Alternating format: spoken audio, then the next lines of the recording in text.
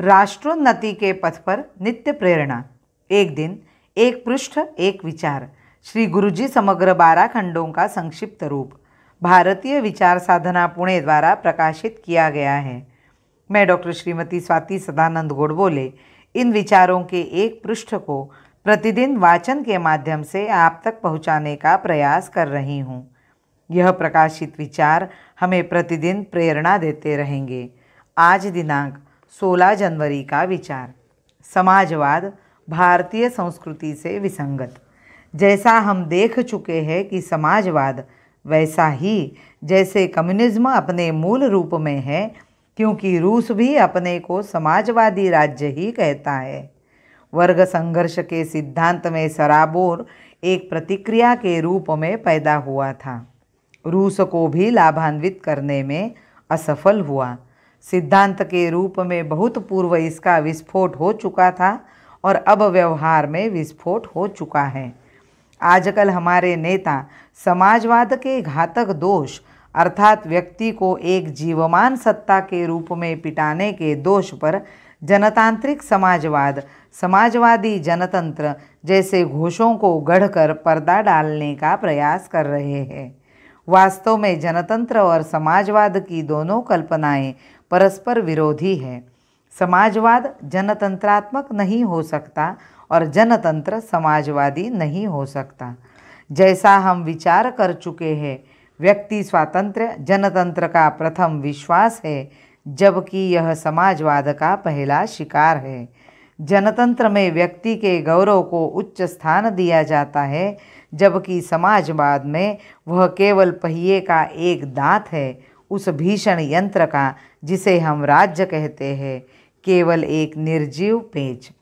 इससे भी आगे यदि विचार करें तो समाजवाद इसी मिट्टी की उपज नहीं है। यह हमारे रक्त एवं परंपराओं में नहीं है। हमारे सहस्त्रों वर्ष प्राचीन राष्ट्र जीवन की परंपराओं एवं आदर्शों से इसका कोई संबंध नहीं है। यहाँ के हमारे करोड़ों लोगों के लिए यह विचार परकीय है।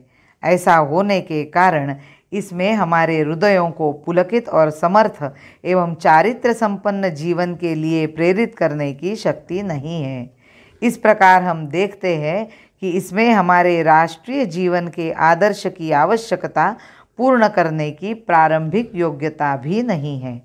इस प्रकार अंग्रेज के छोड़ जाने के पश्चात हम अपने को एक भ्रमित दशा में विदेशी सिद्धांतों एवं वादों में से प्रत्येक का कुछ न कुछ ग्रहण करने के प्रयत्न में पाते हैं। यह उस देश के लिए अत्यंत अपमानकारक है जिसने एक ऐसे सर्वग्राही दर्शन को जन्म दिया है जिसमें राष्ट्र जीवन के राजनीतिक, आर्थिक, सामाजिक तथा अन्य सभी क्षेत्रों के पुनर्निर्माण के लिए वास्तविक एवं स्थायी आधार प्रदान करने का सामर्थ्य है। यह विश्वास करना हमारी मेधा एवं मौलिकता का शुद्ध दिवालियापन होगा कि पश्चिम के वर्तमान सिद्धांतों और वादों में मानव की मेधा शक्ति अपनी चरम उच्चता पर पहुंच चुकी है।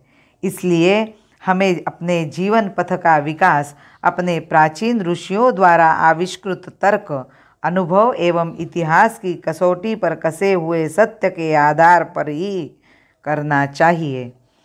शील विनय आदर्श शिष्टता। शील विनय आदर्श शिष्टता तार बिना झंकार नहीं है। शील विनय आदर्श शिष्टता तार बिना झंकार नहीं है। शिक्षा क्या स्वर साध सकेगी। शिक्षा क्या स्वर साध सकेगी यदि नैतिक आधार नहीं है।